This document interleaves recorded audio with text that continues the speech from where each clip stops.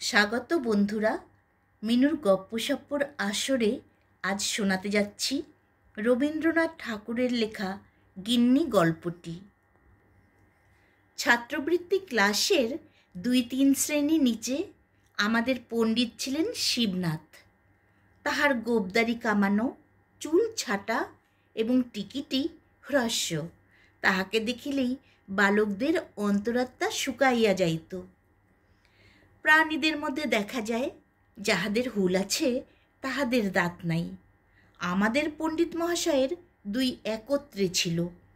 এদিকে কিল চড়চাপড় চারাগাছের বাগানের উপর শিলাবৃষ্টির মতো অজস্র বর্ষিত হইত, ওদিকে তীব্র বাক্যজ্বালায় প্রাণ বাহির হইয়া যাইত। ইনি আক্ষেপ করিতেন, পুরাকালের মতো গুরু শিষ্যের সম্বন্ধ এখন আর নাই। ছাত্রেরা গুরুকে আর দেবতার মতো ভক্তি করে না, এই বলিয়া আপনার উপেক্ষিত দেবমহিমা বালকদের মস্তকে সব বেগে নিক্ষেপ করিতেন এবং মাঝে মাঝে হুঙ্কার দিয়া উঠিতেন। কিন্তু তাহার মধ্যে এত ইতর কথা মিশ্রিত থাকিত যে তাহাকে দেবতার বজ্রনাদের রূপান্তর বলিয়া কাহারও ভ্রম হইতে পারে না। বাপান্ত যদি বজ্রনাথ সাজিয়া তর্জন গর্জন করে, তাহার ক্ষুদ্র বাঙালি মূর্তি কি ধরা পড়ে না? যাহা হোক, আমাদের স্কুলের এই ৩য় শ্রেণী ২য় বিভাগের দেবতাটিকে ইন্দ্র, চন্দ্র, বরুণ অথবা কার্তিক বলিয়া কাহারও ভ্রম হইত না। কেবল একটি দেবতার সহিত তাহার সাদৃশ্য উপলব্ধি করা যাইত, তাহার নাম যম। এবং এতদিন পরে স্বীকার করিতে দোষ নাই এবং ভয়ও নাই। আমরা মনে মনে কামনা করিতাম উক্ত দেবালয়ে গমন করিতে তিনি যেন আর অধিক বিলম্ব না করেন। কিন্তু এটা বেশ বুঝা গিয়াছিল নরদেবতার মতো বালাইয়ার নাই, সুরলোকবাসী দেবতাদের উপদ্রব নাই। গাছ হইতে একটা ফুল পাড়িয়া দিলে খুশি হন, না দিলে তাগাদা করিতে আসেন না। আমাদের নরদেবগণ চান অনেক বেশি এবং আমাদের তিলমাত্র ত্রুটি হইলে চক্ষু দুটো রক্তবর্ণ করিয়া তাড়া করিয়া আসেন। তখন তাহাদিগকে কিছুতেই দেবতার মতো দেখিতে হয় না। বালকদের পীড়ন করিবার জন্য আমাদের শিবনাথ পণ্ডিতের একটি অস্ত্র ছিল। সেটি শুনিতে যৎসামান্য, কিন্তু প্রকৃতপক্ষে অত্যন্ত নিদারুণ। তিনি ছেলেদের নতুন নামকরণ করিতেন। নাম জিনিসটা যদিচ শব্দ বই আর কিছুই নয়, কিন্তু সাধারণত লোকে আপনার চেয়ে আপনার নামটা বেশি ভালোবাসে। নিজের নাম রাষ্ট্র করিবার জন্য লোকে কি কষ্টই না স্বীকার করে, এমনকি নামটিকে বাঁচাইবার জন্য লোকে আপনি মরিতে কুণ্ঠিত হয় না। এমন নামপ্রিয় মানবের নাম বিকৃত করিয়া দিলে তাহার প্রাণের চেয়ে প্রিয়তর স্থানে আঘাত করা হয়। এমনকি যাহার নাম ভূতনাথ, তাহাকে নলিনীকান্ত বলিলে তাহার অসহ্য বোধ হয়। ইহা হইতে এই তত্ত্ব পাওয়া যায়, মানুষ বস্তুর চেয়ে অবস্তুকে বেশি মূল্যবান জ্ঞান করে, সোনার চেয়ে বাণী, প্রাণের চেয়ে মান এবং আপনার চেয়ে আপনার নামটাকে বড় মনে করে। মানব স্বভাবের এই সকল অন্তর্নিহিত নিগূঢ় নিয়মবশত পণ্ডিত মহাশয় যখন শশীশেখরকে ভেটকি নাম দিলেন, তখন সে নিরতিশয় কাতর হইয়া পড়িল। বিশেষত উক্ত নামকরণে তাহার চেহারার প্রতি বিশেষ লক্ষ্য করা হইতেছে জানিয়া তাহার মর্মযন্ত্রণা আরও দ্বিগুণ বাড়িয়া উঠিল। অথচ একান্ত শান্তভাবে সমস্ত সহ্য করিয়া চুপ করিয়া বসিয়া থাকিতে হইল। আশুর নাম ছিল গিন্নি, কিন্তু তাহার সঙ্গে একটু ইতিহাস জড়িত আছে। আশু ক্লাসের মধ্যে নিতান্ত বেচারা ভালো মানুষ ছিল, কাহাকেও কিছু বলিত না, বড় লাজুক, বোধ হয় বয়সে সকলের চেয়ে ছোট। সকল কথাতেই কেবল মৃদু মৃদু হাসিত, বেশ পড়া করিত। স্কুলের অনেক ছেলেই তাহার সঙ্গে ভাব করিবার জন্য উন্মুখ ছিল, কিন্তু সে কোনো ছেলের সঙ্গে খেলা করিত না এবং ছুটি হইবা মাত্রই মুহূর্ত বিলম্ব না করিয়া বাড়ি চলিয়া যাইত। পত্রপুটে গুটি কতক মিষ্টান্ন এবং ছোট কাঁসার ঘটিতে জল লইয়া একটার সময় বাড়ি হইতে দাসী আসিত। আশু সেজন্য বড় অপ্রতিভ। দাসীটা কোনো মতে বাড়ি ফিরিলে সে যেন বাঁচে। সে যে স্কুলের ছাত্রের অতিরিক্ত আর কিছু, এটা সে স্কুলের ছেলেদের কাছে প্রকাশ করিতে যেন বড় অনিচ্ছুক। সে যে বাড়ির কেহ, সে যে বাপ মায়ের ছেলে, ভাই বোনের ভাই, এটা যেন ভারী একটা গোপন কথা।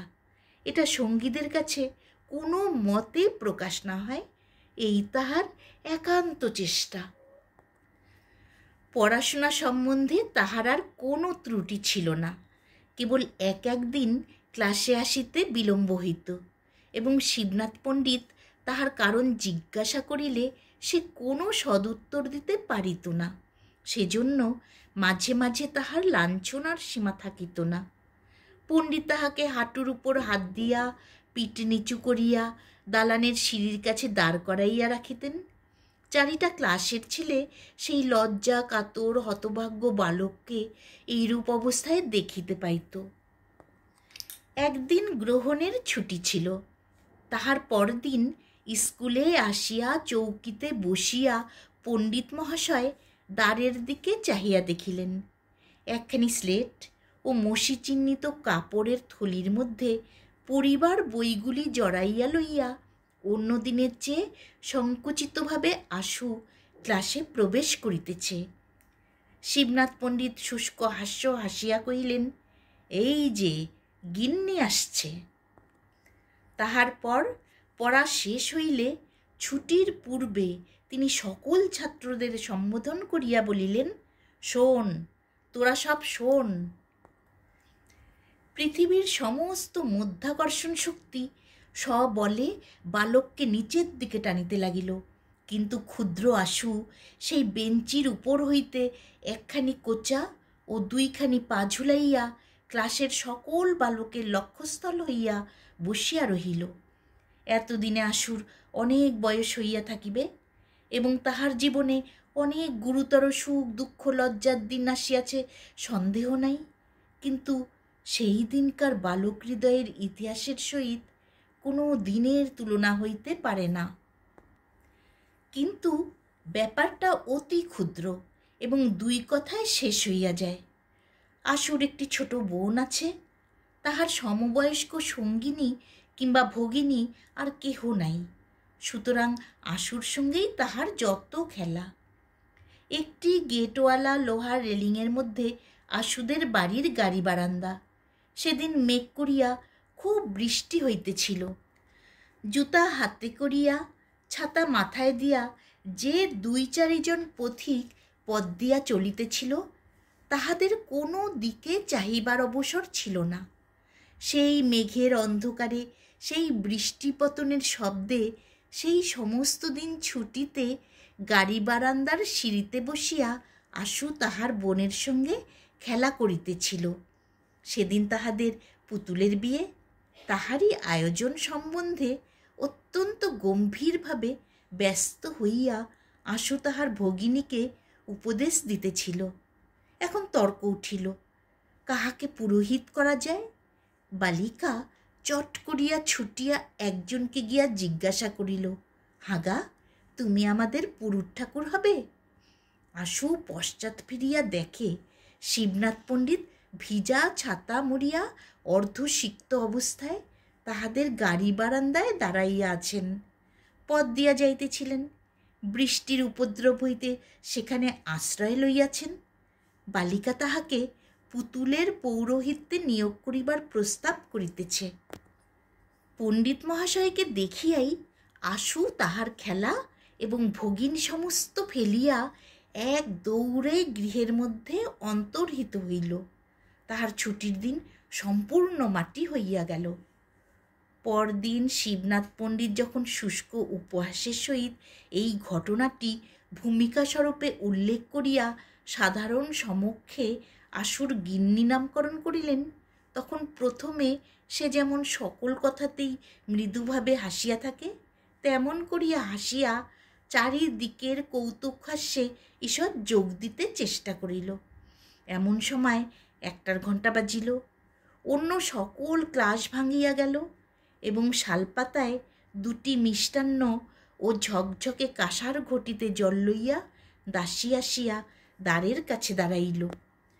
তখন হাসিতে হাসিতে তাহার মুখ কান টকটকে লাল হইয়া উঠিল, ব্যথিত কপালের শিরা ফুলিয়া উঠিল এবং উচ্ছ্বসিত অশ্রুজল আর কিছুতেই বাধা মানিল না। শিবনাথ পণ্ডিত বিশ্রাম গৃহে জলযোগ করিয়া নিশ্চিন্ত মনে তামাক খাইতে লাগিলেন। ছেলেরা পরম আহ্লাদে আশুকে ঘিরিয়া গিন্নি গিন্নি করিয়া চিৎকার করিতে লাগিল। সেই ছুটির দিনের ছোট বনের সহিত খেলা জীবনের একটি সর্বপ্রধান লজ্জাজনক ভ্রম বলিয়া আশুর কাছে বোধ হইতে লাগিল। পৃথিবীর লোক কোনো কালেও যে সেদিনের কথা ভুলিয়া যাইবে, এ তাহার মনে বিশ্বাস হইল না। ব্যাস, গল্পটি এখানেই শেষ হলো।